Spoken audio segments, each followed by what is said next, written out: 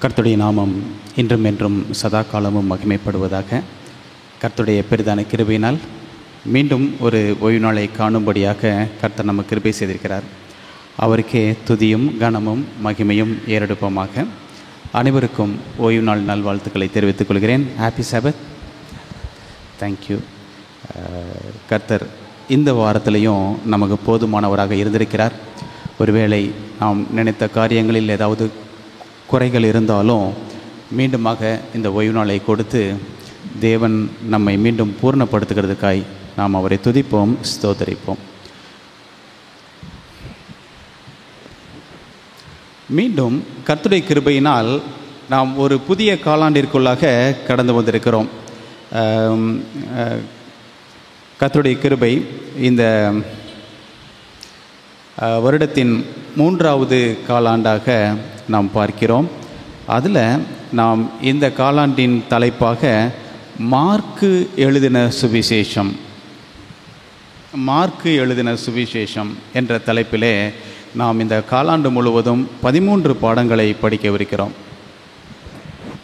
உண்மையிலேயே நான் ஒவ்வொரு முறையும் சொல்லுவது உண்டு, இந்த ஓய்நாள் பள்ளி பாடங்கள் நம்மை விசுவாசத்திற்குள்ளாக நம்மை வழிநடத்துகிறது என்பதாக நான் குறிப்பிடுவேன்.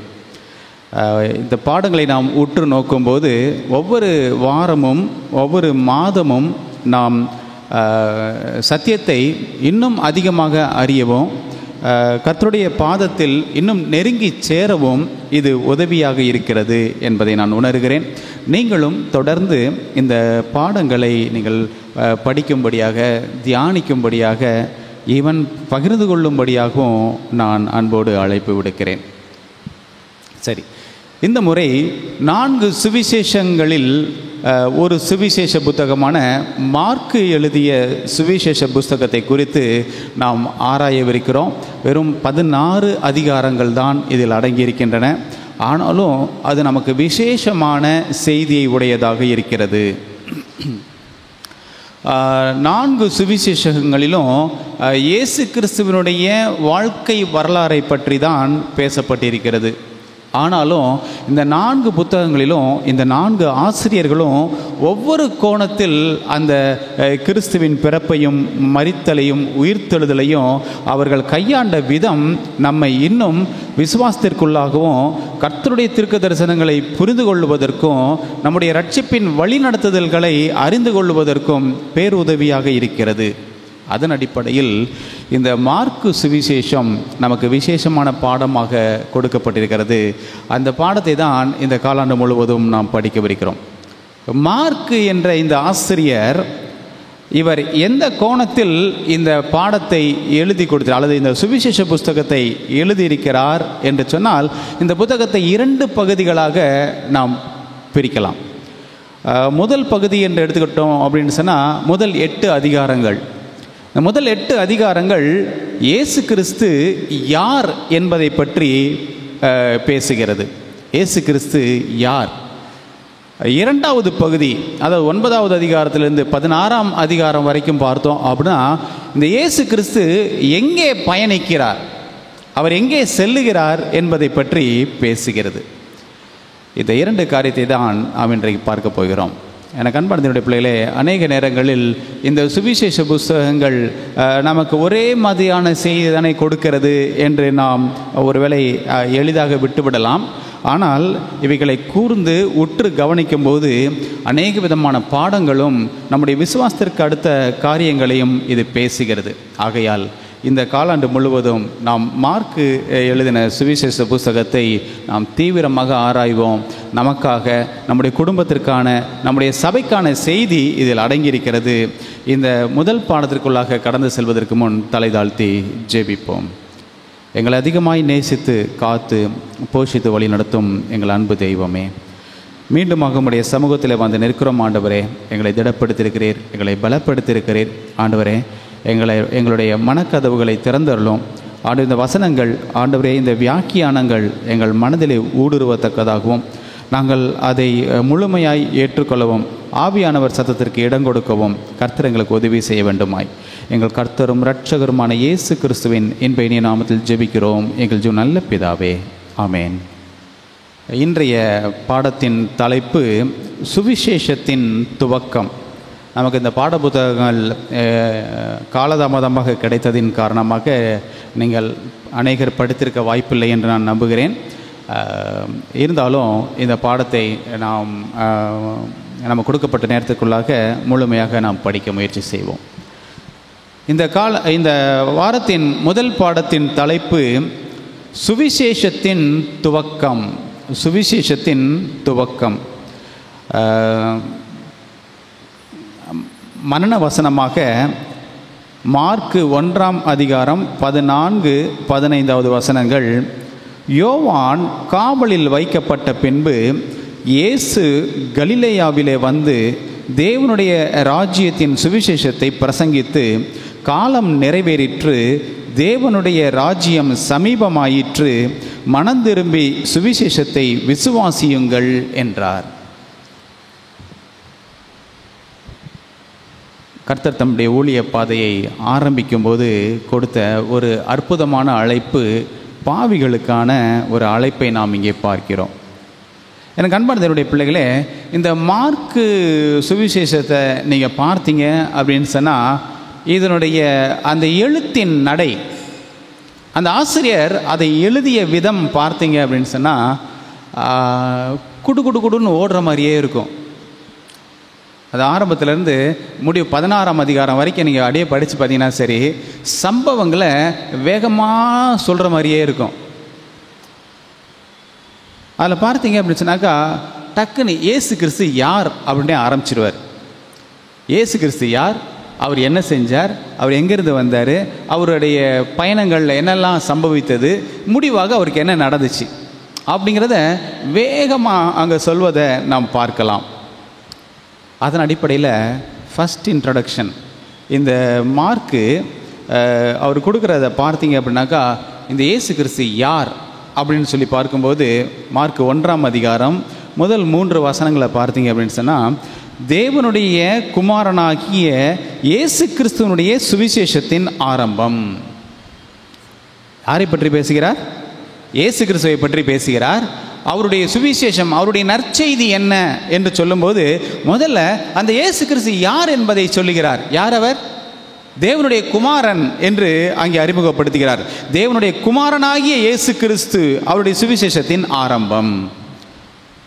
அடுத்து, இதோ நான் என் தூதனை உமக்கு முன்பாக அனுப்புகிறேன்.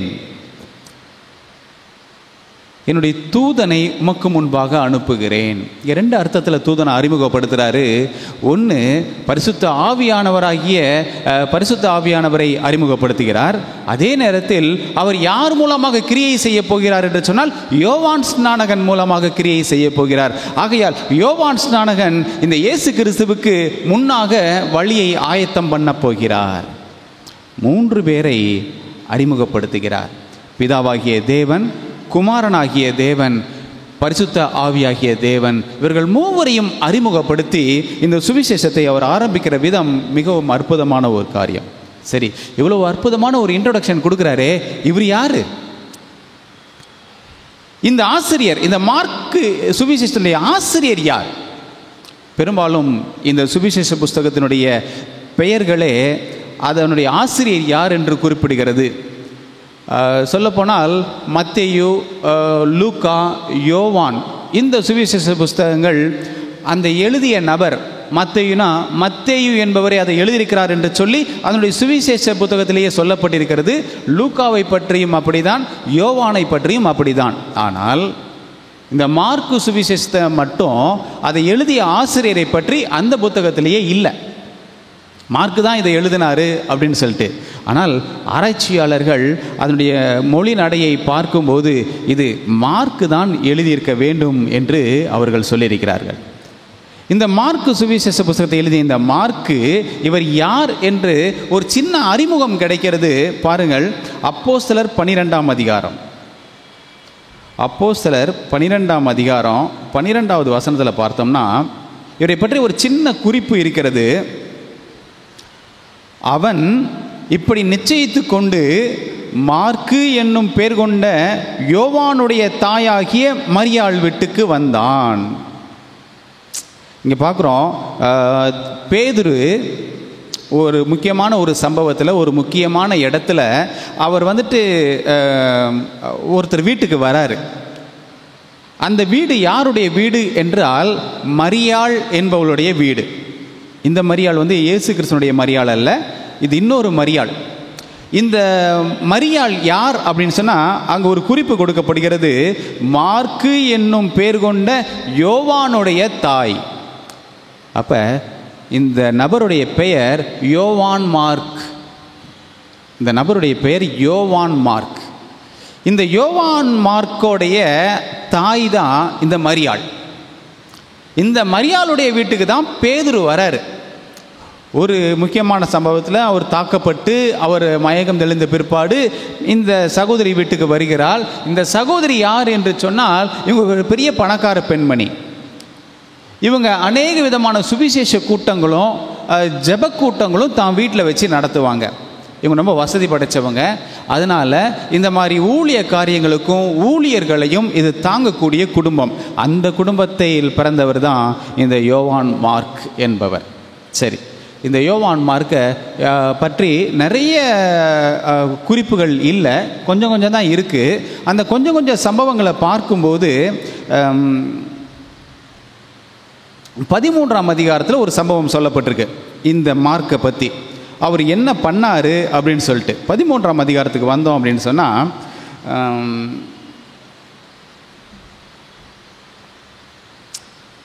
இங்கே பவுலும் பர்னபா என்ற 2 மிகப்பெரிய ஊழியக்காரர்கள் இந்த பகுதிக்கு வராங்க.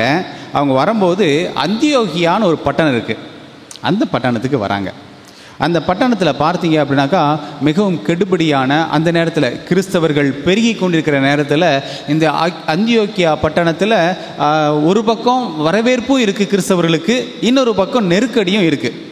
இந்த சூழ்நிலையில் தான் இந்த 2 லெஜண்ட், இந்த பவுலும் பர்னபாவும் அங்கே களமிறங்குகிறார்கள்.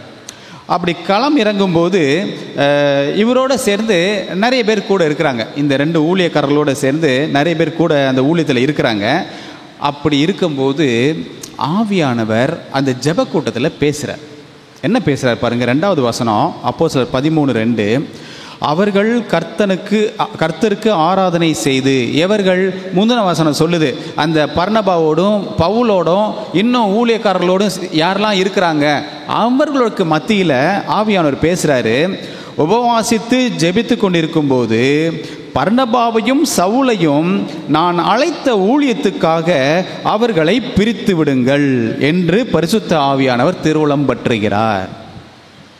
அற்புதமான ஊழியக்காரர்கள் பர்னபாவும் பவுலும் 2 பேரும் சந்தோஷமாக பயங்கரமாக ஊழியம் செஞ்சிட்ருக்கிறாங்க. ஆத்துமாக்கள் சேகரிக்கப்படுறாங்க. ஆவியானவர் சொல்கிறாரு, 2 பேரையும் பிரித்து விடுறதுக்கு ஏற்பாடு பண்ணுங்கப்பாங்கிறாரு. நான் நல்லா இருக்கிற குடும்பத்தை பிரித்த மாதிரி இருக்கேன் அப்படின்னு யோசித்தா ஆவியானுடைய திட்டம் வேறு மாதிரி இருக்குது. எப்படி இருக்குது அப்படின்னு சொன்னால், ஆவியானுடைய நோக்கம் சுவிசேஷம் பரவுறது ரொம்ப டிலேடாக இருக்குது, காலதாமதமாக போய்கிட்டு இருக்கு. இது அவசரமாக கிளம்பி போக வேண்டிய சுவிசேஷ பயணம். ஆகையினால 2 லெஜண்டுனா பெரிய ஆட்கள் சத்தியத்தில், இந்த சத்தியத்தை பரப்புவதில் பவுலானவரை பற்றி பெருசாக பார்க்குறோம் இல்லையா, அதே மாதிரி தான் பர்னபாவும் ஒரு பெரிய ஊழியக்காரர். இப்போ பார்த்தீங்கன்னா இந்த 2 ஊழியக்காரர்களும் எங்கே போனாலும் ஒன்றாவே போய்கிட்டே இருக்காங்க. எந்த இடத்துல சுவிசேஷ ஊழியம் பார்த்தாலும் ஒரே இடத்துல பார்க்குறாங்க. உங்களுக்கு ஏதாவது யோசனை வருதா? 2 பேரையும் தனியாக விட்டாலும் இப்போ சேர்ந்து எப்படி ஊழியம் பார்க்குறாங்களோ அதை விட பிரம்மாண்டமாக பார்ப்பாங்க தனியாக விட்டால் கூட. அப்போ என்ன அர்த்தம்? அப்போ தனித்தனியாக போய் ஊழியம் பண்ணால் இன்னும் கொஞ்சம் ஊழியம் வேகமாக சென்றடையும். ஒரே நேரத்தில் இந்த மதுரை பட்டணத்திலே ஒருத்தர் 2 பேருமே சேர்ந்து பார்க்கறதுக்கு, இதே டைமில் மதுரையில் ஒருத்தரும் திண்டுக்கல்லில் ஒருத்தருமாக வேலை பார்த்தா ஒரே நேரத்தில் 2 இடங்களில் சத்தியம் பரவுமே. இது ஆவியானுடைய ஆலோசனை. ஆனால் நான் நினைக்கிறேன் பல முறை இந்த 2 ஊழியக்காரர் இடத்துலையும் ஆவியானவர் பேசியிருப்பாருன்னு நினைக்கிறேன். ஏப்பா நீங்கள் 2 பேரும் தனித்தனியாக பிரிஞ்சு போய் வேலை பாருங்கப்பா அப்படின்னா இவங்க 2 பேரும் கேட்கல போல. ஏன்னா இவங்க 2 பேரும் சேர்ந்து ஊழியம் பண்ணுறதுல சொகுசு கண்டுட்டாங்க. அதனால ஒருத்தரை சார்ந்து ஒருத்தர் ஒரே இடத்துல ஊழியம் பார்த்துட்டே இருக்கிறாங்க. இவங்க பிரிஞ்சு போய் வேலை செய்ய மாட்டுறாங்க. ஆனால் ஆவியானுடைய நோக்கம் இவங்க சேர்ந்திருக்க கூடாதுன்னு இல்லை, ஊழியத்தினுடைய அவசரம், சுவிசேஷத்தினுடைய அவசரம், அதனால் இவர்கள் பிரிந்து போக வேண்டும் என்று யோசனை. அதனால் அந்த ஜெப கூட்டத்தில் ஆவியானவர் மனசில் தூண்டி விடுறாரு, இவங்களை பிரித்து விடுங்க அப்படின்ட்டு சொல்லிட்டு இந்த ஜெப கூட்டம் நடக்குது. அதுக்கப்புறமா அந்த ஊரில் ஒரு சில முக்கியஸ்தர்களை சந்திக்கிறாங்க. அப்படி சந்திக்கும்போது அங்கே ஒரு அதிபதி இருக்கார். அந்த அந்தியோகியா பட்டணத்தில் ஒரு அதிபதி இருக்கார். இந்த சம்பவம் அப்படியே அந்த வசனங்கள் வழியாக வருது. டைம் இல்லாத காரணத்தினால நான் அந்த கதையாக சொல்கிறேன். அப்போ அந்த அதிபதிக்கு என்ன ஆர்வம்னா, இந்த இயேசு கிறிஸ்துவை பற்றியும் அவருடைய சுவிசேஷத்தை பற்றியும் அறிஞ்சிக்கிறோன்னு ஆர்வம். அந்த அதிபதி அஞ்ஞான அதிபதி. ஆனால் இயேசு கிறிஸ்துவையும் சுவிசேஷத்தையும் கேள்விப்பட்டிருக்காரு. இன்னும் அதிகமாக தெரிந்து கொள்ள வேண்டும் என்று ஆசைப்படுகிறார். அதனால் என்ன செய்கிறாருனாக்கா, இந்த பவுலையும் பர்னபாவையும் கேள்விப்பட்டு அவங்கள கூட்டிகிட்டு வாங்க, அவங்கள்ட்ட நான் சுவிசேஷத்தை பற்றி கேட்கணும் அப்படின்னு சொல்லிட்டு அவங்கள்ட்ட கேட்குறார். அப்போ அவங்க வராங்க. அதே நேரத்தில் இந்த அதிபதி கூட ஒரு கையால் ஒருத்தன் இருக்கான். அவன் யாருன்னா, அவன் ஒரு யூதன். அதே நேரத்தில் அவன் ஒரு சூனியக்காரன். யூதன் சூனியக்காரன். அவன் கூட இவருக்கு ஆலோசனைக்காரத்தனாக இருக்கான். அப்பப்போ ஏதாச்சும் சொல்லுவான், சொல்கிற மாதிரியே நடந்துடும். அதனால் இந்த அதிபதி அவனை பக்கத்திலேயே வச்சுக்கிறாரு. அப்படி வச்சுக்கும்போது அதே நேரத்தில் தான் இந்த பவுலும் பர்னபாவும் வந்து சேர்றாங்க. இப்போ இந்த கையால் இருக்கான்ல, அவனுக்கு பிடிக்கலை. என்ன பிடிக்கலை? இந்த அதிபதி அந்த சுவிசேஷத்தை கேட்கறது பிடிக்கலை. ஆகையினால அவங்க வரதை தடுக்க முயற்சி பண்ணுறான். இருந்தாலும் அதிபதி கட்டளைக்கு இணங்கி அவங்க வந்துட்டாங்க. பேசுகிறதையாவது தடுப்போம், இந்த சுவிசேஷம் சொல்கிறதையாவது கெடுப்போம் அப்படின்னு நினச்சி இவன் என்ன பண்ணுறான்னு சொன்னாக்கா, இடையில கட்டையை கொடுக்குறான். அதுக்கு ஆப்போசிட்டாகவும் அதற்கு எதிர்ப்பதமாகவும் கேள்விகளை கேட்டு அங்கே அந்த இதை உழைச்சி விட பார்க்குறான். இதை கண்ட நம்ம பவுலுக்கு கடும் கோபம் வந்துடுது. அவர் என்ன பண்ணுறாரு பாருங்கள், 8ஆம் வசனம், அப்போஸ்தலர் 13:8. மாயவித்தைக்காரன் என்று அர்த்தம் கொள்ளும் பேரையுடைய அந்த எலிமா என்பவன் அதிபதியை விசுவாசத்தினின்று திருப்பும்படி வகை தேடி அவர்களோடு எதிர்த்து நின்றான். அப்பொழுது பவுல் என்று சொல்லப்பட்ட சவுல் பரிசுத்த ஆவியினால் நிறைந்தவனாய் அவனை உற்று பார்த்து, எல்லா கபடமும் எல்லா பொல்லாங்கும் நிறைந்தவனே, பிசாசின் மகனே, நீதிக்கெல்லாம் பகைஞனே, கர்த்தருடைய செம்மையான வழிகளை புரட்டுவதில் ஓயமாட்டாயோ? இதோ இப்பொழுதே கர்த்தருடைய கை உன்மேல் வந்திருக்கிறது. சில காலம் சூரியனை காணாமல் நீ குருடனாய் இருப்பாய் என்றான். உடனே மந்தாரமும் இருளும் அவன் மேல் விழுந்தது. அவன் தடுமாறி கைலாகு கொடுக்கிறவர்களை தேடினான். அப்பொழுது அதிபதி சம்பவித்ததை கண்டு கர்த்தருடைய உபதேசத்தை குறித்து அதிசயப்பட்டு விசுவாசித்தான். ஸோ பவுல் விடலை. அவனை பொல்லாங்கனை பார்த்து அவனை சாடி அவனுக்கு கர்த்தருடைய நாமத்தினால அங்கே அவனுக்கு கண்கள் குருடாகும் அளவிற்கு ஒரு அற்புதத்தை அங்கே நிகழ்த்தினார். அதை பார்த்த அதிபதி உண்மையிலேயே இவர்கள் கர்த்தருடைய ஊழியக்காரர்கள் என்று சொல்லி சுவிசேஷத்தை இன்னும் அதிகமாக கேட்டு மனம் திரும்பினான். சரி, இந்த சம்பவம் ஒரு பக்கம் நடந்துகிட்ருக்கு. இந்த பவுலோடையும் பர்னபாவோடையும் கூட இந்த மார்க்கும் இருக்கார். இந்த ஊழியக்காரெல்லாம் சேர்ந்துருக்கிறாங்க. அதில் இந்த மார்க்கும் கூட இருக்கிறார். இந்த காட்சிகளை எல்லாம் பார்க்குறது மட்டும் இல்லை, என்ன பண்ணுறாரு, திடீர்னு மார்க்குக்கு என்ன நினச்சாரோ தெரியலை. 13ஆம் வசனம், பின்பு பவுலும் அவனை சேர்ந்தவர்களும் பாப்போ பட்டணத்தை விட்டு கப்பல் ஏறி பம்பிலியாவில் இருக்கும் பெர்கே பட்டணத்துக்கு வந்தார்கள். யோவான் அவர்களை விட்டு பிரிந்து எருசலேமுக்கு திரும்பி போனான். யார் இந்த யோவான்? அந்த யோவான் மார்க்கு, நம்ம மார்க்குன்னு சொல்கிறோமே, அந்த யோவான் மார்க்கு பவுலோடையும் பர்னபாவோடையும் இப்படியே ஊழியத்தில் போயிட்டே இருந்தவன் இப்போ அடுத்து ஒரு பட்டணத்துக்கு ஊழியத்து நிமித்தமாக போகிறாங்க. அது ஒரு முக்கியமான காலகட்டம், அந்த ஊழியத்துக்கு மிகவும் தேவைப்படுறாங்க. இந்த மார்க் என்ன பண்ணுறாருன்னா, அப்படியே மெதுவாக இந்த கூட்டத்தை விட்டு கலண்டு சொந்த ஊருக்கே திரும்பி போயிட்டார். இவ்வளோதான் இங்கே சொல்லப்பட்டிருக்கு. இந்த மார்க்கு இப்படி ஊழிய பாதையில் போயிட்டு இருக்கும்போது மார்க்கு இப்படி கிளம்பி போயிட்டாரு அப்படின்ட்டு தான் இருக்குது. ஏன் போனார், எதுக்காக பின்வாங்கினார், இந்த விஷயங்கள் இங்கே போடப்படலை. இதுக்கப்புறம் இவரை நீங்கள் எங்கே பார்க்கலாம் அப்படின்னு சொன்னால் 1 தீமோத்தேயு புத்தகத்திலையும் 1 பேதுரு புத்தகத்திலையும் இவரை பற்றி நீங்கள் படிக்கலாம். அங்கேயும் ஒரு சில வசனங்கள் தான் அவரை பற்றி சொல்லப்பட்டிருக்கு. அப்போ என்ன ஆச்சு? இடையில ஏறக்குறைய 20 வருஷம் கேப். எது? இந்த பவுலை விட்டு பிரிஞ்சு போகிறார் இல்லையா, அந்த நேரத்தில் இருந்து மீண்டும் பேதுரு புத்தகத்தில் குறிப்பிடுறாருல, அவரை பற்றி நல்ல விதமாக குறிப்பிடுவார். ஊழியத்தில் இருக்கிறதா சொல்லுவாங்க. பிரிஞ்சு போனதுலேருந்து ஊழியத்தில் திரும்ப சேர்ந்தது வரைக்கும் இடையில 20 வருடங்கள் காணா போயிட்டார். அம்மையார் எலன் ஜி ஒயிட் அவங்க இதை பற்றி ஆவியானுடைய உணர்த்துதலோட ஒரு குறிப்பு தராங்க. இவர் எதனால் பிரிஞ்சு போயிருக்கலாம் அப்படின்னா, இவர் இந்த சுவிசேஷ ஊழியத்தில் அதைரியப்பட்டவராக, பலவீனம் அடைந்தவராக, எங்கடா எதிர்காலம் நம்ம சரியாக நிலச்சி நிற்போமா இல்லை கீழே கவுந்துருவோமா அப்படின்ற ஒரு சில குழப்பங்களோட ஊழியத்தை விட்டு பிரிந்தார் அப்படின்னு போட்டுது. இதுக்கு இடையில ஒரு சம்பவமும் நடந்துருச்சு. இந்த பர்னபா பிரிஞ்சு போனாரா, பிரிஞ்சு போய் சில காலம் கழித்து இந்த பவுலும் பர்னபாவும் இன்னும் ஒன்றா தான் இருக்காங்க. இந்த மார்க் பிரிஞ்சு போன பிற்பாடு பவுலும் பர்னபாவும் ஒன்றா தான் இருக்கிறாங்க. திரும்ப ஊழிய பாதையில் போகும்போது ஒரு முக்கியமான கட்டத்தில் பவுல் பர்னபாட்ட சொல்கிறாரு, நம்ம இன்னும் ஒரு குறிப்பிட்ட இடத்துக்கு போக வேண்டியது இருக்குது, நீங்கள் வாங்க ஊழியத்துக்கு போவோம் அப்படின்னு சொல்ல. உடனே பர்னபா சொன்னார், அப்போனா இந்த மார்க் இருக்கான்ல அவனையும் கூப்பிட்டு வந்துடுறேன், போயிடுவோம் அப்படின்னு சொன்ன உடனே பவுலுக்கு வந்துச்சே கோவம். என்ன கோவம்?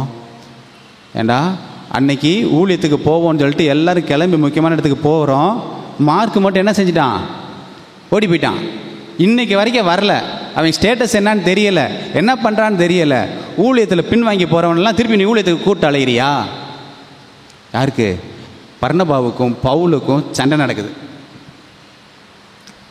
இப்படி அதைரியப்படுறவங்களையும் இப்படி பின்வாங்கக்கூடிய குணம் உள்ளவங்களையும் ஊழியத்தில் சேர்த்துக்கிட்டோம்னு சொன்னால் ஊழிய பாதை தடைபடும். அதனால போகிற ஊழியத்தை கெடுத்துறாத. வேணான்ட்டு போகிறவன் போகட்டும்.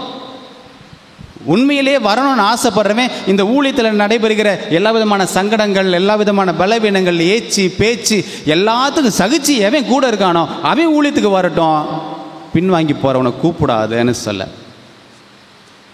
பர்னபா சொல்கிறாரு, இல்லைப்பா, அவன் ஏதோ ஒரு சூழ்நிலை அப்படி போயிட்டான், அன்னைக்கு அவன் மனநிலை எப்படின்னு தெரியாது, பரவாயில்லப்பா, இருந்தாலும் பரவாயில்ல, இப்போ வரேன்னு சொல்கிறான், அவனை கூப்பிட்டு போவோம்பான்னு சொல்லிட்டு அவனுக்காக பரிந்து பேசுகிறார். அவ்வளோதான். பவுல் கொஞ்சம் முரட்டு பிடிவாதம், எடுத்த முடிவில் மாற மாட்டார். அவர் அப்படியே நிற்க, இவர் இப்படியே நிற்க. அவ்வளோதான், 2 பேரும் பிரிஞ்சிட்டாங்க. சரிப்பா, உன் ஊழியத்தை நீ பாரு, ஏன் ஊழியத்தை நான் பார்க்குறேன்னு சொல்லிட்டு பவுலும் பர்னபாவும் பிரிஞ்சிட்டாங்க. ஏதாவது உங்களுக்கு ஞாபகம் வருதா? இதுக்கு முன்னாடி ஏதாவது ஒன்று சொன்னது ஞாபகம் வருதா? ஆவியானவர் என்ன சொன்னார்? இவங்க 2 பேர் சேர்ந்துருக்கிறது ஒன்றா இல்லை, பிரித்து விடுப்பான்னு சொன்னாரா? ஆட்டோமேட்டிக்காக சம்பவம் பிரித்து விட்டுச்சா? ஆனாலும் இந்த பிரிவினையில் பார்த்தீங்க அப்படின்னா பர்னபாவும் பவுலும் சண்டை போட்டதுக்கு காரணமே சத்தியத்துக்காக தான், ஊழியத்துக்காக தான் சண்டை போட்டாங்க. சரி, சண்டை போட்டிருந்தாலுமே பிரிந்தாலும் அவர்கள் அதே ஊழியத்தை தான் செய்தார்கள். கொஞ்சம் கூட தங்களுடைய விசுவாசத்தை விட்டோ தன்னுடைய ஊழிய பணியை விட்டோ அவர்கள் பின்வாங்கவில்லை. இன்னும் அதிகமாக மேற்கொண்டார்கள், அதிகமாக ஊழியம் செய்தார்கள். அற்புதமான விஷயம். 2 பேரும் பயங்கரமாக ஊழியம் செஞ்சாங்க. 2 பக்கத்துலேயும் பல இடங்கள், பல நாடுகள் வழியாக சுவிசேஷம் பரவ ஆரம்பிச்சிச்சு. இவங்க நல்லா பண்ணிகிட்டு இருந்தாங்க. இடையில ஒரு வாய்ப்பு கிடச்சிச்சு. என்ன வாய்ப்பு? இந்த பவுலும் பர்னபாவும் இவங்கெல்லாம் திரும்பி ஒன்று சேரக்கூடிய, அந்த மன வருத்தங்களெல்லாம் நீங்கி அவர்கள் பேசக்கூடிய ஒரு வாய்ப்பு கிடைத்தது. அப்படி வாய்ப்பு கிடைக்கும்போது பவுல் ஒரு இடத்துல பேசுகிறார் பாருங்க. 2 தீமோத்தேயு 4ஆம் அதிகாரம் 11வது வசனம். யார் பேசுகிறா தெரியுமா? இதை பவுல் பேசுகிறார். பவுல் சொல்கிறாரு, லூக்கா மாத்திரம் என்னோட இருக்கிறான், மார்க்குவை உன்னோட கூட்டிக் கொண்டு வா. ஊழியத்தில் அவன் எனக்கு பிரயோஜனமுள்ளவன். எந்த வாயி இந்த ஊழியத்துக்கு இவன் பிரயோஜனப்படாதவன் சொன்னாரோ அதே வாயி மார்க்கு ஊழியத்தில் எனக்கு பிரயோஜனமாக இருப்பான், அவனை கூட்டிட்டு வான்னு சொன்னார். சூப்பருங்க. இந்த 3 பேர்கிட்ட இருந்து நாம் ஒரு பாடம் கற்றுக்க போகிறோம். யார்? மார்க்கு, பவுல், பர்னபா. இவங்க 3 பேர்கிட்ட இருந்தும் நமக்கு ஒரு முக்கியமான பாடம் இருக்கிறது. மார்க்கு தோற்று போனவன், தன்னுடைய விசுவாச ஓட்டத்தில், தன்னுடைய ஊழிய பணியில் சூழ்நிலையை பார்த்து, ஆட்களை பார்த்து, சம்பவங்களை பார்த்து அதைரியப்பட்டு விசுவாசத்தை விட்டு, தனக்கு அழைக்கப்பட்ட அழைப்பு ஊழியத்தை விட்டு பின்வாங்கி போனவன். இன்றைக்கும் நம்முடைய வாழ்க்கையிலையும் அதே மாதிரி அனுபவங்கள் இருக்கிறது. நாம் எல்லாருமே கர்த்தருக்குள் பலப்பட்டவர்கள் அல்ல, நாமும் பலவீனர்கள் தான்.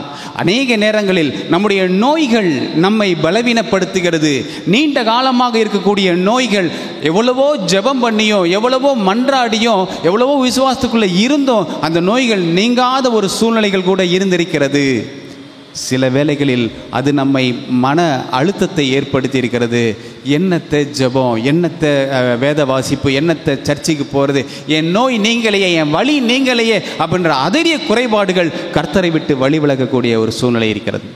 பொருளாதார கஷ்டங்கள், கடன் தொல்லைகள், அடுத்த கட்டத்துக்கு எவ்வளோதான் உழைச்சாலும் அடுத்த கட்டத்துக்கு முன்னேற முடியாத ஒரு சூழ்நிலைகள் நம்மை அதைரியப்படுத்துகிறது, கர்த்தரை விட்டு பின்வாங்க வைக்கிறது. நம்ம உடன் வேலை பார்ப்பவர்கள், நம்ம உடன் குடியிருப்பவர்கள், அவங்களுடைய நச்சரிப்பு, அவங்களுடைய பொறாமை, அவங்களுடைய புரணி பேசுதல், இப்படி பல காரியங்கள் நம்மை அதைரியப்படுத்துகிறது. என்னதான் கிறிஸ்தவனாக இருந்தாலும், என்னதான் கூட ஓய்வு நாளை கடைபிடிக்கிறவனாக இருந்தாலும், என்னதான் ஜெபம் பண்ணுறவனாக இருந்தாலும் எனக்கு விரோதமாக பின்னாடி பேசுகிறாங்க. எத்தனையோ மன வருத்தங்கள். அநேகர் சபைகளுக்கு வர முடியாத காரணம், அந்த மூஞ்சிலெல்லாம் முழிக்கிறதுக்கு எனக்கு விருப்பம் இல்லை, என்னை பார்க்கும்போது நேரில் ஸ்தோத்திரம் சொல்கிறாங்க, பின்னாடி போய் என்னை பேசுகிறாங்க, அந்த சபைக்கு நான் போகணுமா, அவங்களோட சேர்ந்து ஜெபம் பண்ணணுமா?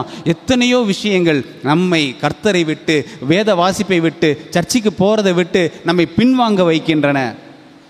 ஏன் காணிக்கை கொடுக்கறதுல கூட நம்மை பின்வாங்க வைக்கிறது. காணிக்கைகள் சரியாக செலவழிக்கப்படுவதில்லை, காணிக்கைகள் முறையாக கொண்டு போகப்படுவதில்லை என்று சொல்லி மனிதர்கள் மீது உள்ள குறைகளினாலே அந்த காணிக்கை கொடுக்கக்கூடிய கரங்களை நாம் குறைத்து கொள்கிறோம், பின்வாங்கி கொள்கிறோம். அநேக பலவீனங்கள். இப்படிப்பட்ட சூழ்நிலைகளில் நாம் விசுவாச முன்னேற்றத்தை விட்டு இந்த மார்க்குவை போல பின்னோக்கி இழுக்கப்படுவதை நாம் பார்க்கிறோம். ஆனால் மார்க்குவுக்கும் இவ்வளவு அதைரியங்கள் இருந்த போதிலும் கூட மீண்டும் முன்னேறி செல்வதற்கு அவனுக்கு இன்னொரு வாய்ப்பு கிடைத்திருக்கிறது. அந்த வாய்ப்பை அவன் பயன்படுத்தினான். ஆகையால் அவன் மீண்டும் முன்னேறி செல்ல ஆரம்பித்தான், விசுவாசத்திற்குள் வளர ஆரம்பித்தான், மீண்டும் அவன் ஊழிய பணியில் செய்ய ஆரம்பித்தான். இதை பவுல் கேள்விப்படுகிறார். எந்த மார்க்கு பின்வாங்கி போனானோ, எந்த மார்க்கு முக்கியமான நேரத்தில் ஊழியத்தை விட்டு ஓடி போனானோ, அவன் மீண்டும் ஊழியம் செய்கிறான் என்று சொல்லி இவனுக்கு தகவல் வருகிறது. சொல்றாரு பவுல், லூக்கா மட்டும்தான் என் கூட இருக்கான், மார்க்கும் வந்தால் நல்லா இருக்கும், அவன் என் ஊழியத்துக்கு பிரயோஜனமாக இருக்கும்னு சொல்கிற அளவுக்கு அவனுடைய விசுவாச பாதை மாறியது. எனக்கு அன்பான என்னுடைய பிள்ளைகளே, மார்க்குவிடமிருந்து நாம் கற்றுக்கொள்ளக்கூடிய பாடம், தோற்று போகிறதுல தப்பு இல்லைங்க, ஆனால் மீண்டும் வாய்ப்பு கிடைச்சும் அதை பிடிக்காமல் விட்டாதாங்க தப்பு. எல்லாமே நாம் ஆரம்பத்திலிருந்தே வெற்றியோடவே போக முடியும் அப்படின்னு சொல்ல முடியாது, கொடுத்த வாக்கின்படியெல்லாம் நடக்க முடியும்னு சொல்ல முடியாது. தோல்விகள் ஏற்பட தான் செய்யும், கவலைப்பட வேண்டாம். ஆனால் அந்த தோல்வியை சரி செய்வதற்கும் மீண்டும் எழும்பி நிற்பதற்கும் நமக்கு ஒரு வாய்ப்பு கொடுக்கப்படும். கண்டிப்பாக ஒவ்வொருவருக்கும் ஒரு வாய்ப்பல்ல, 2 வாய்ப்பல்ல, அநேக தரம் வாய்ப்புகள் நமக்கு கொடுக்கப்பட்டிருக்கிறது.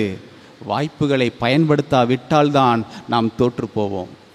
இந்த மார்க்கு மீண்டும் வெற்றி பெறுவதற்கு அவனுக்கு வாய்ப்பு கிடைத்த போது அவன் பயன்படுத்தினான். எந்த வாய் அவனை வேண்டாம் என்று ஊழியத்தை விட்டு அகற்றிவிட்டதோ அதே வாய் மீண்டும் அழைக்கும் அளவிற்கு அவன் எழும்பி நின்றான் என்று சொன்னால் மார்க்கு நமக்கு ஒரு முன் உதாரணமாக இருக்கிறான். 2வது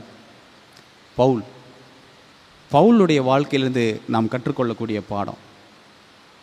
பவுல் தான் எடுத்துக்கொண்ட காரியத்தில் அவன் எப்போதும் வைராக்கியமானவன்.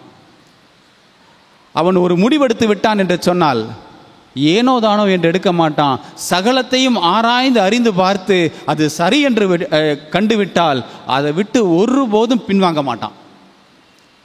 பவுல் முதல்ல யூதர்கள் மத்தியிலே ஊழியம் செய்து கொண்டிருந்தான், இயேசு கிறிஸ்துவை சந்திப்பதற்கு முன்பதாக. அப்படி இருக்கும்போது அவன் சவுலாக இருந்தான். அவனுடைய பெயர் சவுல். அப்போது அவன் கமாலியேல் என்று சொல்லக்கூடிய ஒரு பெரிய ஆசிரியர் இடத்திலிருந்து அவன் பாடம் கற்றுக்கொண்டான். அந்த பாடங்கள் அனைத்தும் அவனுக்கு மிகவும் திருப்திகரமாக இருந்தது. அவை சொல்லப்பட்ட யாவும் சரியாக இருந்தது. ஆகையால் அவன் யூதருக்குள்ளாக வைராக்கியமான ஒரு யூதனாக இருந்தான். பிதாவுக்கு விரோதமாக யார் பேசினாலும் சரி, மேசியாவுக்கு விரோதமாக யார் பேசினாலும் சரி, அவங்கள சும்மா விட மாட்டான். அவ்வளோ ஒரு வைராக்கியம் கொண்ட யூதனாக இருந்தான். ஒரு நாள் வந்தது. அந்த நாளிலே அவன் எந்த மேசியாவுக்காக வைராக்கியம் பாராட்டினானோ, எந்த பிதாவுக்காக வைராக்கியம் பாராட்டினானோ, அந்த மேசியா தான் நினைக்கிற மேசியா இல்லை, இதோ இப்போது அறிமுகப்படுத்தப்பட்டாரே அவர்தான் உண்மையான மேசியா என்று கண்டுகொண்ட போது அவன் தன் மனநிலையை மாற்றினான். குருட்டுத்தனமாக தன்னுடைய வைராக்கியத்தில் இல்லாதபடிக்கு நியாயங்கள் சரியாக இருக்கும்போது, அங்கே ஆதாரங்கள் சரியாக இருக்கும்போது, தான் கொண்ட வைராக்கியத்தில் ஏதாவது தவறுதல்கள் இருந்தால் அதை மாற்றிக்கொள்ளுவதற்கு அவன் தயங்கியதே இல்லை. எந்த கிறிஸ்தவர்களுக்கு, எந்த இயேசுவுக்கு விரோதமாக இருந்தானோ அதே இயேசு கிறிஸ்துவுக்காக தன் உயிரையே கடைசியில் கொடுக்க துணிந்தான் என்று சொல்லி பார்க்கிறோம். முதல்ல இந்த மார்க்க வேண்டான்னு சொன்னான். எதுக்காக வேண்டான்னு சொன்னான்? ஊழிய பாதையில் விசுவாசத்தில் நிற்கலை, அதிரியப்பட்டு ஓடிட்டான், அதனால வேண்டான்னு சொன்னான். பவுலுடைய வைராக்கியத்தை பாருங்களேன். ஒரு இடத்துல 2 கொரிந்தியர்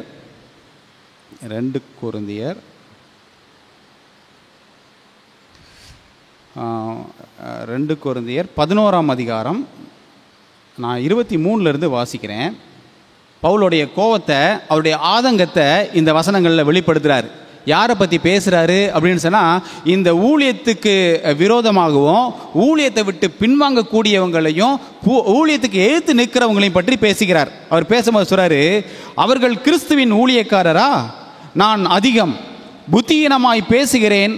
நான் அதிகமாய் பிரயாசப்பட்டவன், அதிகமாய் அடிபட்டவன், அதிகமாய் காவல்களில் வைக்கப்பட்டவன், அநேகந்தரம் மரண அவதியில் அகப்பட்டவன்.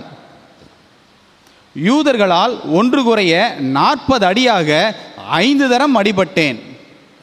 3 தரம் மிலாறுகளால் அடிபட்டேன். 1 தரம் கல்லெறியுண்டேன்.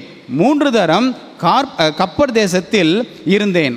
கடலிலே ஒரு ராப்பகல் முழுவதும் போக்கினேன். அநேகந்தரம் பிரயாணம் பண்ணினேன்.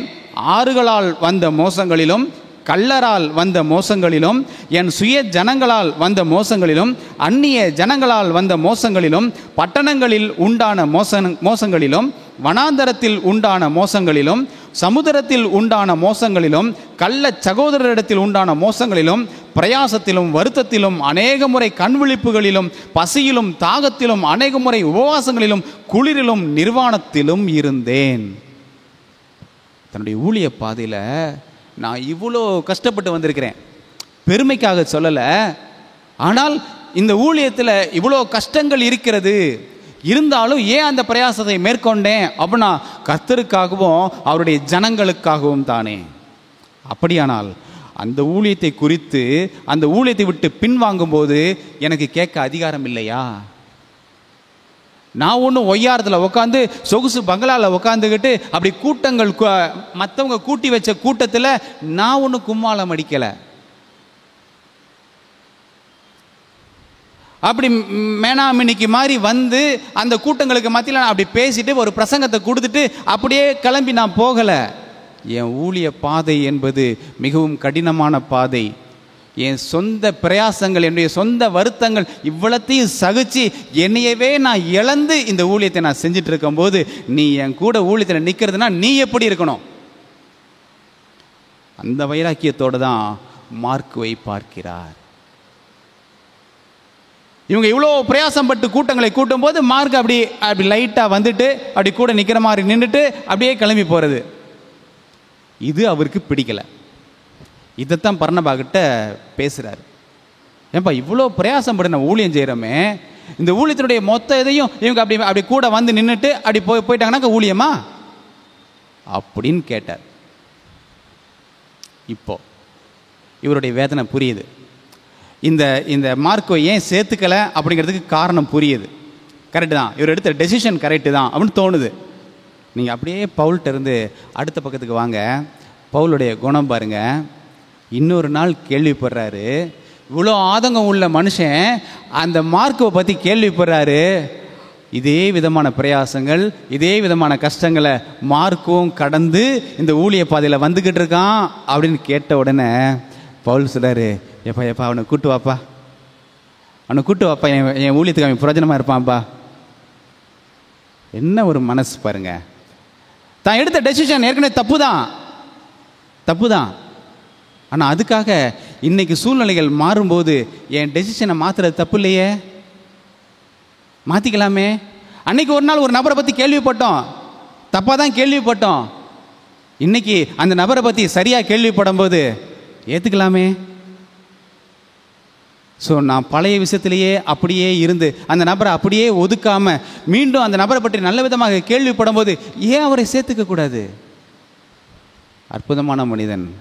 தான் எடுத்த டெசிஷனில் தவறு இருக்குன்னு தெரிந்தால், தன்னுடைய டெசிஷனை மாற்றிக்கொள்ள வேண்டும் என்று இருந்தால், தன்னுடைய குருட்டுத்தனமான வைராக்கியத்தை விட்டுவிட்டு தாழ்மையாக தன் கருத்தை மாற்றிக்கொள்வதற்கு பவுல் தயாராக இருந்தான். அப்படியானால் எத்தனையோ முறை நாம் குருட்டுத்தனமாக சில விஷயங்களை, சில நபர்களை நாம் தவறாக முடிவு செய்து வைத்திருந்திருப்போம். ஒரு சிலர் பற்றி தப்பான எண்ணம் கொண்டிருப்போம். பிற்காலத்தில் அவர்கள் நல்லவர்கள் என்று தெரிந்தால் ஏற்றுக்கொள்வதற்கு தயங்கக்கூடாது என்பதை பவுல் இடத்திலிருந்து நாம் கற்றுக்கொள்ளலாம். மூன்றாவதாக பர்னபாவினுடைய பொறுமை குணம். பர்னபா அந்த மார்க்குக்காக வாதாடினார். எந்த சூழ்நிலையில் வாதாடினார்? பவுல் சொல்லக்கூடிய நியாயங்கள் எல்லாம் சரியாக இருந்த போதிலும்,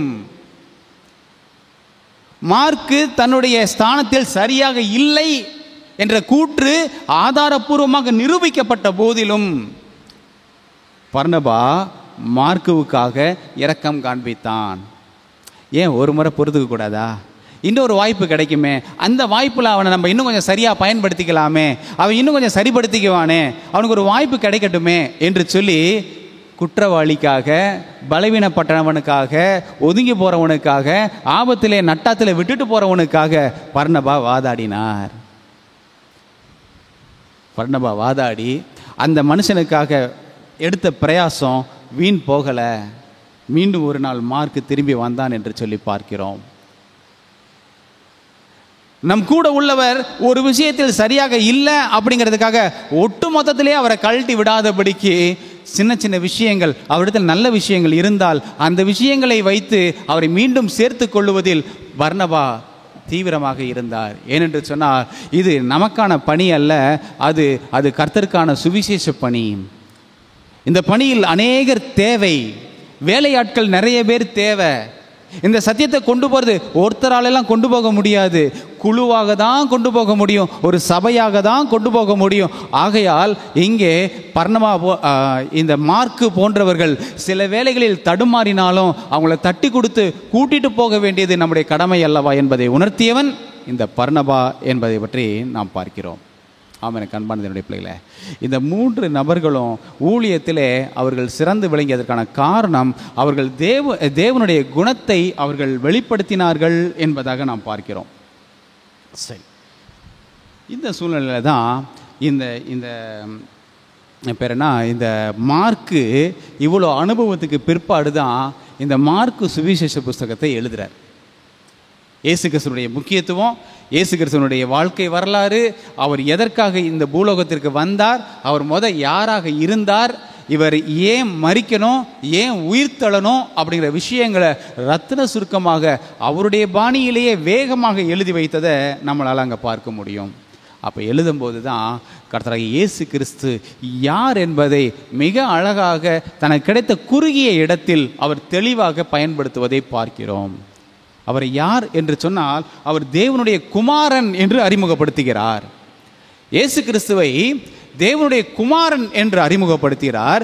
யூதர்கள் இவ்வளவு காலம் யாருக்காக காத்திருந்தார்களோ, எந்த மெசியாவுக்காக காத்திருந்தார்களோ, அந்த மெசியா இவர்தான் என்பதை மிக அழகாக படம் பிடித்து காட்டுகிறார். என்று சொன்னால், அன்றைக்கு அநேகர் நான் தான் கடவுள், நான் தான் மெசியா என்று சொல்லக்கூடிய சூழ்நிலையில் இவர்தான் மேசியா என்பதை மிக அழகாக ஆதாரபூர்வமாக அவர் சம்பவங்களோடு இணைத்து காட்டிய விதம் நம்மை இன்னும் மெய்சிலிருக்க வைக்கிறது. அப்போ இயேசு கிறிஸ்துவானவர் அங்கே ஊழியத்திற்கு வந்தபோது ஞானஸ்நானம் எடுக்கிற சம்பவத்தை பற்றி அங்கே பேசுகிறது. அந்த ஞானஸ்நானம் எடுப்பதற்கு முன்பதாக ஆவியானவர் இவரை வழிநடத்திய விதத்தை பற்றியும் அங்கே பேசுகிறார்.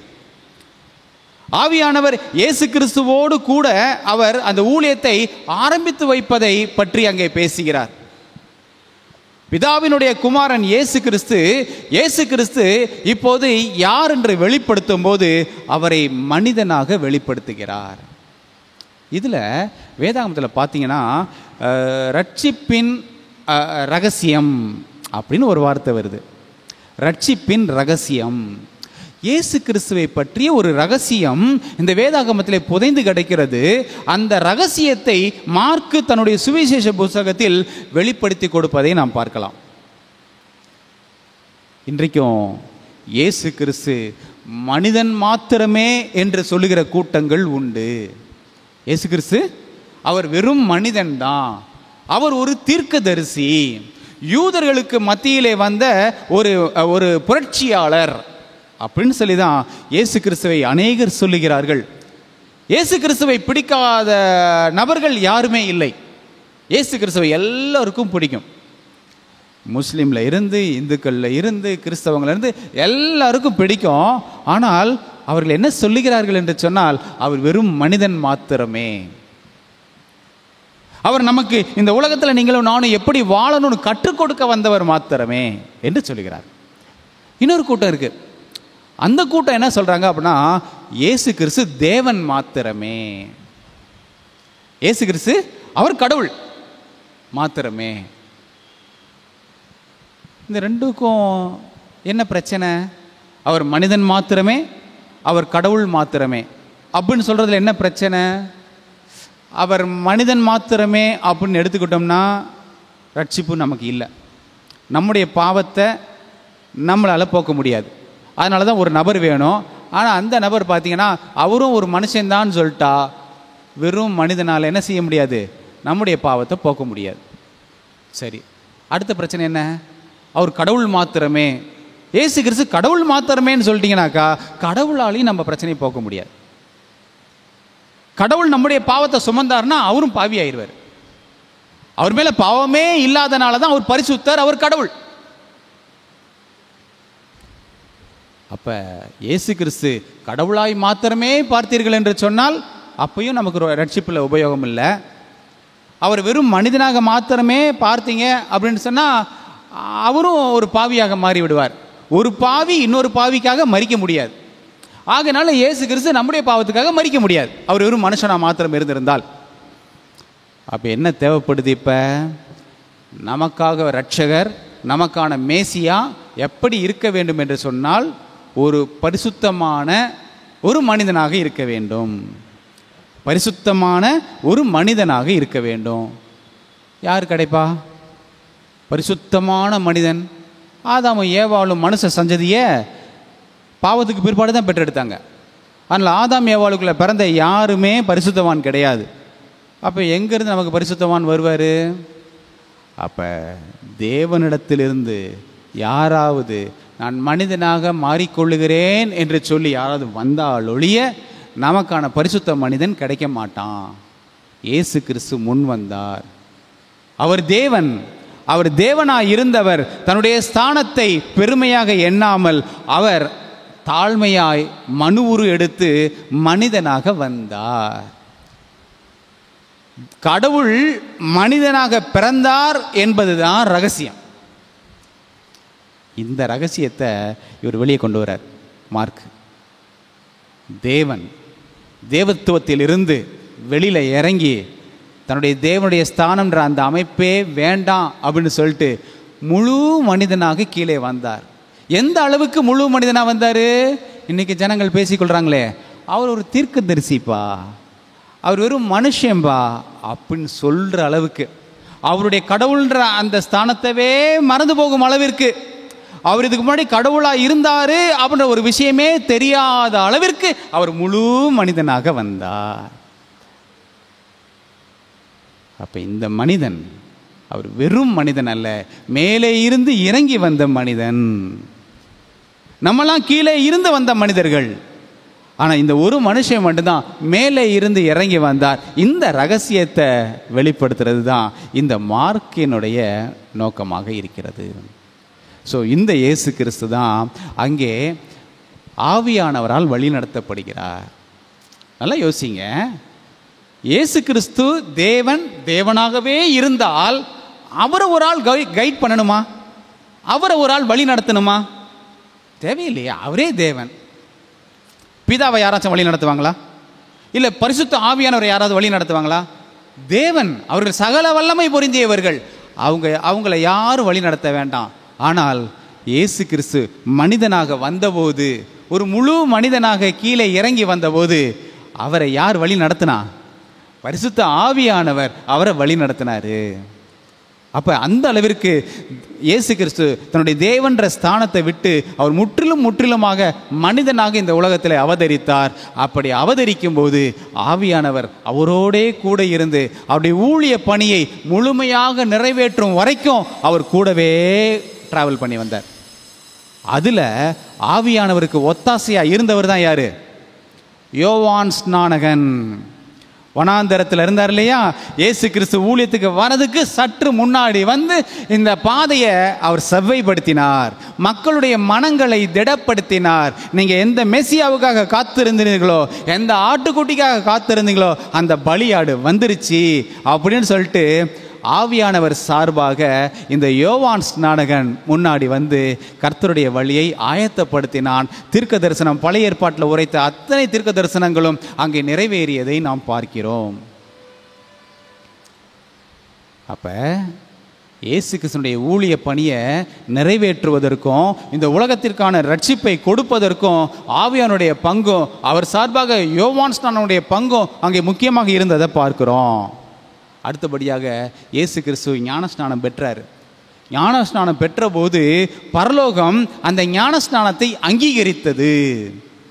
இயேசு கிறிஸ்து ஞானஸ்நானம் பெற்று கரையேறின உடனே பிதாவானவர் அங்கிருந்து அவருடைய சத்தம் கேட்டது, இதோ என்னுடைய நேசகுமாரன், இவரில் நான் பிரியமாக இருக்கிறேன்.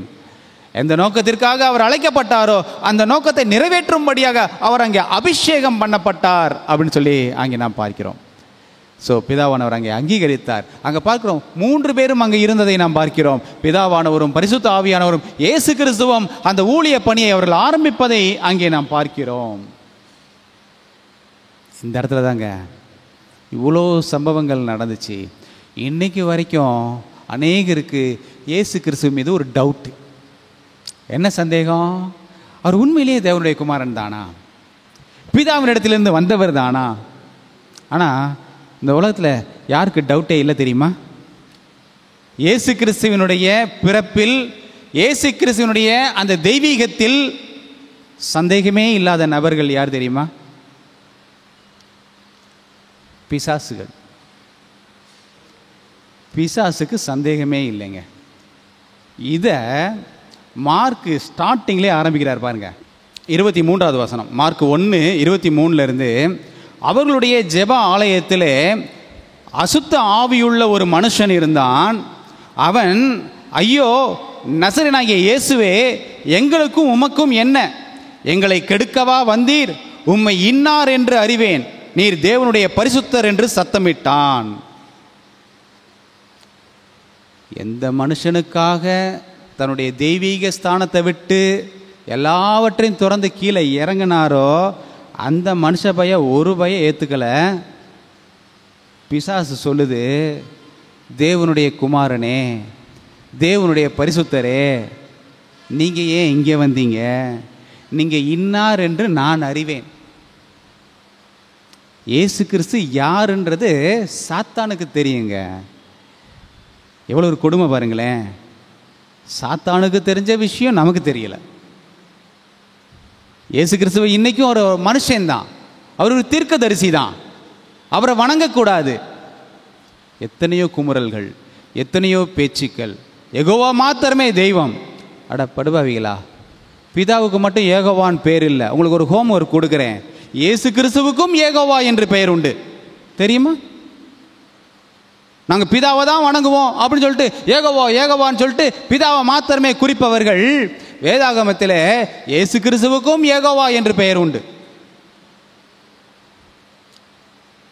தேவனுக்கு சமமாய் இருப்பதை கொள்ளையாடின பொருளாக எண்ணாமல் மனுஷ ரூபம் எடுத்து மரண பரியந்தம் தன்னை தாழ்மைப்படுத்தினார் என்று வேதத்தில் வாசிக்கிறோம்.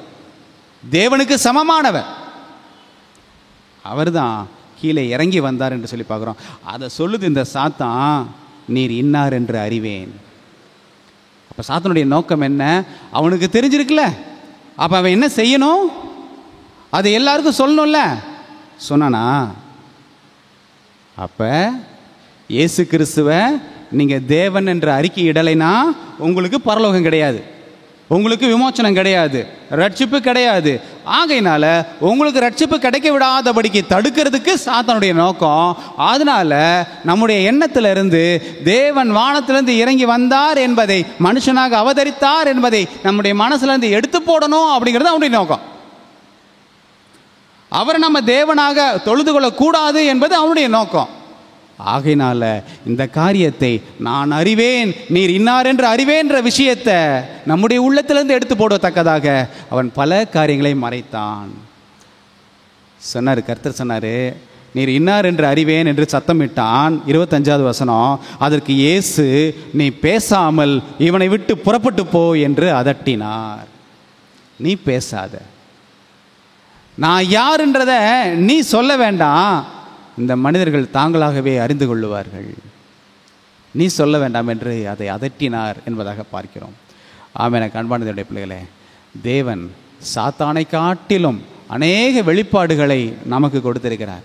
யார் நம்முடைய தேவன், யார் நம்முடைய பரம தகப்பன், இவரை கொண்டும் இவருக்கென்றும் இந்த உலகம் அண்ட சராசரமும் படைக்கப்பட்டது. கர்த்தராகிய இயேசு கிறிஸ்துவுக்காக தான் எல்லாமே.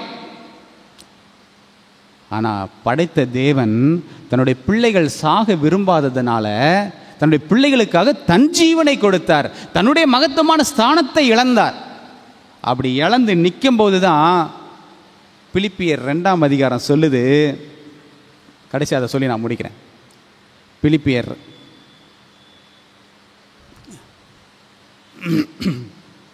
பிலிப்பியர் 2ஆம் அதிகாரம், அவர் அவ்வளவு 6வது வசனத்திலிருந்து, அவர் தேவனுடைய ரூபமாய் இருந்தும் தேவனுக்கு சமமாயிருப்பதை கொள்ளையாடின பொருளாக எண்ணாமல் தம்மை தாமே வெறுமையாக்கி அடிமையின் ரூபம் எடுத்து மனுஷர் சாயலானார். அவர் மனுஷ ரூபமாய் காணப்பட்டு மரணபரியந்தம், அதாவது சிலுவையின் மரணபரியந்தம் கீழ்ப்படிந்தவராகி தம்மை தாமே தாழ்த்தினார். ஆதலால் தேவன் எல்லாவற்றிற்கும் மேலாக அவரை உயர்த்தி. ஆதலால் இயேசு கிறிஸ்து டோட்டலாக கீழே இறங்கிட்டாரு. இனிமேட்டு அவர் தேவனே இல்லை அப்படின்ற லெவலுக்கு அவர் கீழே இறங்கிட்டாரு. ஆதலால் இப்போ பிதா என்ன செய்கிறாருன்னா, தேவன் எல்லாவற்றிற்கும் மேலாக அவரை உயர்த்தினது மட்டுமல்ல, சொல்றாரு, இயேசுவின் நாமத்தில் வானோர் பூதலத்தோர் பூமியின் கீழானோருடைய முழங்கால் யாவும் யாருக்கு முன்பாக? இயேசு கிறிஸ்துவுக்கு முன்பாக முடங்கும்படிக்கு, பிதாவாகிய தேவனுக்கு மகிமையாக இயேசு கிறிஸ்து கர்த்தர் என்று நாவுகள் யாவும் அறிக்கை பண்ணும்படிக்கும் எல்லா நாமத்திற்கும் மேலான நாமத்தை அவருக்கு தந்தருளினார். டோட்டலாக தூக்கி பிடிச்சிட்டார் பிதா. இன்றைக்கு எந்த பிதாவை நம்ம வணங்கணும் சொல்கிறாங்களோ அந்த பிதா சொல்கிறாரு, நீ யாரையும் வணங்கக்கூடாது, டோட்டல் அந்த இயேசு கிறிஸ்துவை தான் வணங்கணும். இந்த இயேசு கிறிஸ்துவை வணங்கினால், அவரை தொழுது கொண்டால் அந்த மகிமை என்னை சேரும் சொல்லி பிதா அறிக்கை எடுக்கிறார். பிதாவே சொன்ன பிற்பாடு நம்ம புத்தி எதுக்கு? நான் பிதாவை தான் சொல்ல, நம்ம 3 பேரையுமே தொழுது கொள்கிறோம். பிதா, குமாரன், பரிசுத்த, இவங்க யாரையுமே நம்ம ஒன்றன் பின்னாக இறக்குவதே இல்லை, சமமாக பார்க்கிறோம். பிதாவும் அதை தான் சொல்கிறார், நாங்கள் சமமாக இருக்கிறோம். ஒன்றா இருக்கிற குடும்பத்தில் கும்மி அடிச்சுட்டு போயிடாதீங்கன்றார். சிம்பிளாக நம்ம லாங்குவேஜில் சொல்கிறதா இருந்தால், நாங்கள் எல்லாம் ஒற்றுமையாக தான் இருக்கோம், நாங்கள் எல்லாரும் அந்த பிதாவின் சமத்துவத்தில் தான் இருக்கிறோம், எங்களை நீங்கள் இப்படி பிரிச்சிடாதீங்க, மேலையும் கீழையுமா பிரிக்காதீங்கன்னு சொல்கிறார். ஸோ அப்படிப்பட்ட ரகசியத்தை இந்த மார்க்கு தன்னுடைய சுவிசேஷ புஸ்தகத்தில் எழுதி வச்சிருக்கார். அற்புதமான ஒரு காரியம். நாம் தீர்க்க தரிசனங்களை நாம் படிக்கிறோமே, அந்த தீர்க்க தரிசனங்கள் தானியேல் புஸ்தகமாக இருந்தாலும் சரிதான், வெளிப்படுத்தின விசேஷ புஸ்தகமாக இருந்தாலும் சரிதான், இந்த 2 தீர்க்க தரிசன புஸ்தகங்களும் அது கடைசியாக அநேக காரியங்களை வெளிப்படுத்தினாலும் ஒரு முக்கியமான காரியத்தை வெளிப்படுத்துகிறது. என்ன வெளிப்படுத்துகிறது? தானியேலில் 2400 ராப்புகள் தீர்க்க தரிசனம் படிக்கிறோம்ல, அந்த தீர்க்க தரிசனத்துடைய மொத்த வெளிப்பாடு என்ன அப்படின்னா, இயேசு கிறிஸ்து அபிஷேகம் பண்ணப்படுதல். இயேசு கிறிஸ்து அபிஷேகம் எதற்கு? ஊழியத்திற்காக, தன் ஜீவனை கொடுப்பதற்காக இந்த மனு குலத்துக்கு மேசியாவாக அபிஷேகம் பண்ணக்கூடிய நாள் எது? அந்த நாளை குறிப்பிட்டு சொல்றதுக்கு தான் அந்த 2300 ராப்புகள் தீர்க்க தரிசனத்தில் முதல் 70 வார தீர்க்க தரிசனம். ஒரு 70 வாரம் சொல்லி ஒரு தீர்க்க தரிசனம் இருக்கும். அந்த 70 வார தீர்க்க தரிசனம் இந்த இயேசு கிறிஸ்து என்னைக்கு அபிஷேகம் ஆக போறாரு, இந்த கணக்கை யூதர்கள் படிக்க தவறுனதுனால தான், அல்லது படிக்காம விட்டதுனால தான் அவர்கள் மேசியாவை விட்டார்கள். வந்த மேசியா ரட்சகர்னே தெரியாம இன்னைக்கு வரைக்கும் அவன் மேசியா வருவாருன்னு உக்காந்துக்கிட்டு இருக்கான். ஆனால் கர்த்தருடைய ஆசீர்வாதத்தினாலே, அவருடைய கிருபையினாலே நாம் அத்தனை விதமான தீர்க்க தரிசனங்களையும் நாம் இன்றைக்கு கையில் வைத்திருக்கிறோம். எந்த இயேசு கிறிஸ்துவுக்காக நாம் காத்து இருந்தோமோ அந்த இயேசு கிறிஸ்து ஏற்கனவே வந்து விட்டார். அவர் வந்து நமக்கு ரட்சிப்பை வழங்கிவிட்டார். அந்த ரட்சிப்பை பெற்றுக்கொள்வதும் அவருடைய 2ஆம் வருகையில் ஜட்ஜ்மெண்ட்டை ஏற்றுக்கொள்வதும் நம்முடைய கைகளில் தான் இருக்குது. இந்த காரியத்தை இந்த மார்க்கு மிக அழகாக தன்னுடைய சுவிசேஷம் புஸ்தகம் முழுவதிலையும் பேசுகிறார். நம்ம கடந்த காலாண்டில் கூட நம்ம மாபெரும் ஆன்மீக போராட்டம் என்று சொல்லி ஒரு பெரிய சரித்திர சம்பவங்களை பற்றி படித்தோம் இல்லை? அந்த சம்பவங்களை ஒட்டியே இப்போ சுவிசேஷ புஸ்தகத்தின் வழியாக அற்புதமான காரியங்களோடு, காரணங்களோடு, உவமைகளோடு ஒரு அற்புதமான பாடத்தை படிக்கவிருக்கிறோம். அந்த பாடத்தை படிக்கும்போது தேவன் நம்மத்திலே அசைவாடி, பரிசுத்த ஆவியானவர் நம்முடைய வாழ்க்கையை தெளிவுபடுத்தி இன்னும் இருக்கிற நிலைமையை காட்டிலும் இன்னும் மேன்மையான நிலைக்கு, ஒரு நல்ல விசுவாச வாழ்க்கைக்கு, மற்றவர்களுக்கு பிரயோஜனமான ஒரு நல்ல வாழ்க்கைக்கு வழிநடத்தும்படியாக ஜெபத்தோடு காத்திருப்போம். தொடர்ந்து இந்த ஓய்வு நாள் பள்ளி பாடங்களை படித்து வாருங்கள். கர்த்தர் நம்மை ஆசீர்வதிப்பாராக. ஆமேன்.